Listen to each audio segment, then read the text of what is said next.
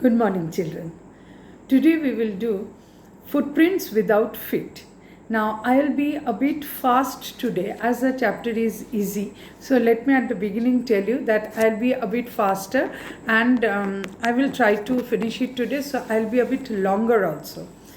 It is a very interesting story of H.G. Wells. Very interesting. Probably many of you have read the story also. And science fiction, So let us start the story. We are not much left with why I am faster, because I want to finish the half yearly syllabus fast so that you can start your preparation for your half yearly exam. And after this footprints without feet, from the book Footprints Without Feet, we will do 100 dresses, and with that we will finish our half yearly syllabus, as you all might have checked in your campus care syllabus by this time. So let us start. The two boys started in surprise at the fresh muddy imprints of a pair of bare feet. What was a barefooted man doing on the steps of a house in the middle of London, and where was the man? So two boys, they were very surprised to see two women, surprised at the fresh muddy imprints. Imprints means mark. Imprints of a pair of bare feet. Bare feet means shoeless feet, you know that. So shoeless feet, they were very surprised to see the footmarks of one pair of shoeless feet on the steps of in the city of London, on the steps of the shop or somewhere. They saw a pair of bare feet. Now they were very surprised to see that in this cold London place, who is there that is walking barefoot? Now the second surprise is that suddenly what was the barefooted man doing on the steps of a house in the middle of London, and where was the man? As they gazed, as they looked at it, a remarkable sight met their eyes. A fresh footmark appeared from nowhere. Now as they were looking at it, anyway, a pair of bare feet can be there, footmarks. But suddenly they saw a pair of fresh footmarks coming up. That made them surprised, and they could not see anyone there. So where from the imprints are coming? They were very surprised, and of course it is to be surprised.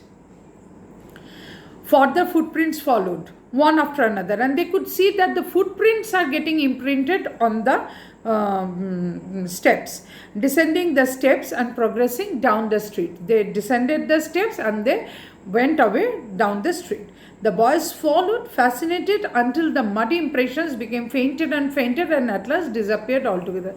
Finally, they could not be seen, the impressions. The explanation, now for the readers, the explanation of the mystery was really simple enough. The bewildered boys, the confused boys, had been following a scientist who had just discovered how to make the human body transparent. Griffin is the name of the scientist who has discovered this way of making him disappear, had carried out experiment after experiment to prove that the human body could become invisible. Finally, he swallowed certain rare drugs and his body became as transparent as a sheet of glass, though it also remained as solid as glass. Now don't get confused. Let me tell you one thing, explain you one thing at the beginning only, that Griffin became transparent but solid. It's not that Griffin took few rare drugs, he found out, and rather he discovered, and he ate those drugs, and then he could make his body transparent but solid. That is, he would be invisible because he was made of glass, his body as if made of glass, so that it could be seen through his body from one side to the other. But it was not thin air that if you put your hands through the body, it could penetrate. No. His body was solid. If you touch it, you could feel something is there, but could not be seen. That was his experiment. So His body became transparent as a sheet of glass, though it was also remained as solid as glass. Brilliant scientist though he was, definitely brilliant, no doubt in it, Griffin was rather a lawless person. Though a great, renowned, and really very able scientist, but very lawless. His landlord disliked him and tried to eject him. Because of his behavior, his landlord threw him away, tried to eject him. In revenge, Griffin set fire to the house. To take revenge, he was so revengeful that he set fire to the landlord's house. This is not fair. This is not expected from a proper human being. And if he is a scientist whose work is to help the society, he is such lawless. This does not match with his character. To get away without being seen, he had to remove his clothes. Now he has done a crime. He would be caught. Now how to save himself? To save himself, he then removed his clothes. That is the only thing to make him invisible, because he is solid, so he could wear the dresses, and if he would wear the dress, then people could see him. Remember, could see him means from here, not this portion. This portion remains invisible. From here only he would be visible, but for that he has to wear his dresses. So if he has to save himself, what to do? The only thing is to throw away the dresses so that people would not be able to see him. He had to remove his clothes. Thus it was that he became a homeless wanderer. Home lost because set the house on fire, and landlord also would not allow. Without clothes because he threw away the clothes, otherwise he would be identified.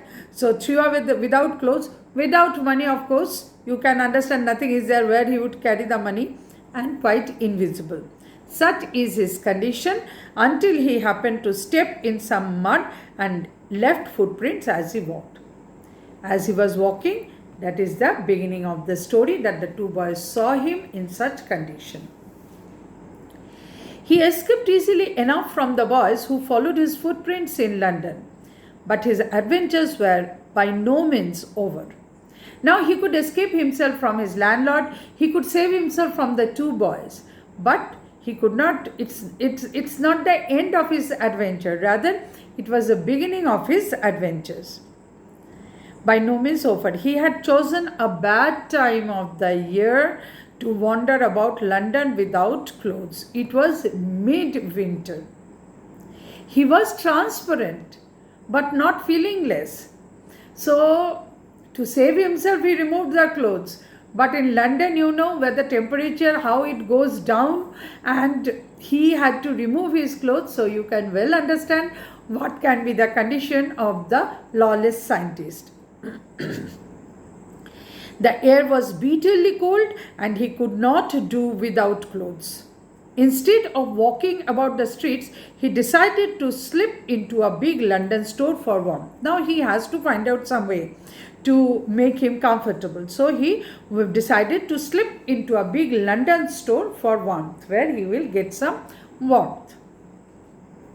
Closing time arrived for the shop, and as soon as the doors were shut, Griffin was able to give himself the pleasure of clothing and feeding himself without regard to expense. Now he went into a London store for warmth, so there he got clothes, there he got food, there he got everything, and that too without money. As soon as the doors of the shop were closed, he was the king of the shop. He could wear clothes, he could use the quilts, the blankets, he could have food from the bakery section.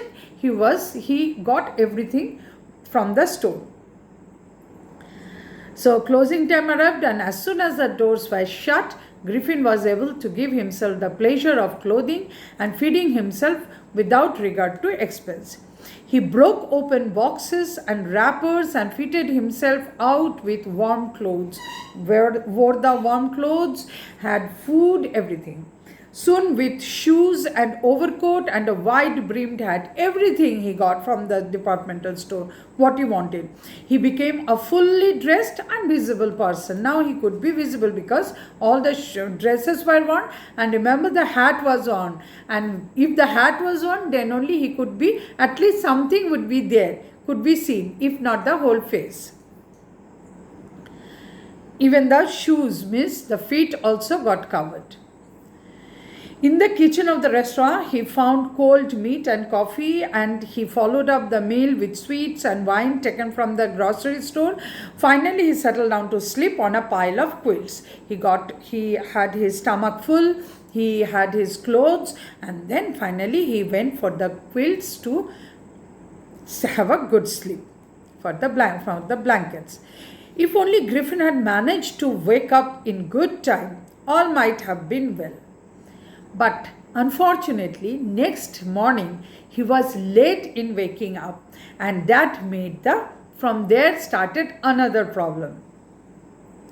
As it was, he did not wake up until the assistants were already arriving next morning. When the assistants of the shop arrived next morning, then he woke up in the morning. So he was quite late. When he saw a couple of them approaching, he panicked and began to run. They naturally gave chase. In the end, he was able to escape only by quickly taking off his newly found clothes. You can well understand that is the only way for him to escape. That is, he again removed his dresses. So once more he found himself invisible but naked in the chill January air. This time he decided to try the stock offer. Now, next again he has to find some way. This cannot go long. He has to protect himself. Now an idea came to him that the only way is that to go to the stock of a theatrical company, drama company, where different types of dresses would be there, different disguises would be there. So he thought of a plan to go to the theatrical company in the hope of finding not only clothes but also something that would hide the empty space above his shoulders. This portion, where will he do? This portion, what will he do? Shirts are from here and hat is from here. So what to do with this portion and this portion? So something is to be done for which he can save this. So shivering with cold, he hurried to Drury Lane, the center of the theatre world. He soon found a suitable shop. He made his way invisible upstairs. No problem, because he is invisible, can reach anywhere. Upstairs, and came out a little later wearing bandages round his forehead, dark glasses, false nose, big bushy side whiskers, and a large hat. Everything were there, side whiskers, false nose, wrapped the face with the bandage, and to escape without being seen, he callously attacked the shopkeeper from behind, after which he robbed him of all the money he could find. Then, to fly from there also, what did he do? He attacked the shopkeeper, took his money. Now he is well equipped. Dress is there, face properly covered so that something could be seen. People do not get scared. Then money is there, hat is there, everything. Now he is properly equipped. Eager to get away from crowded London, he took a train to the village of Iping. Now he knew that he has to leave London, and then only he could save himself, because many people means more number of people means more number of problems. So he went to Iping, where he booked 2 rooms at the local inn. The arrival of a stranger at an inn in winter was in any case an unusual event. Okay, so let us stop this video for today now, and from Iping I am going for the next video. I will request you that you watch both the videos together and try to understand the story. Okay children, and only today only I will send the other video also. Thank you children for now.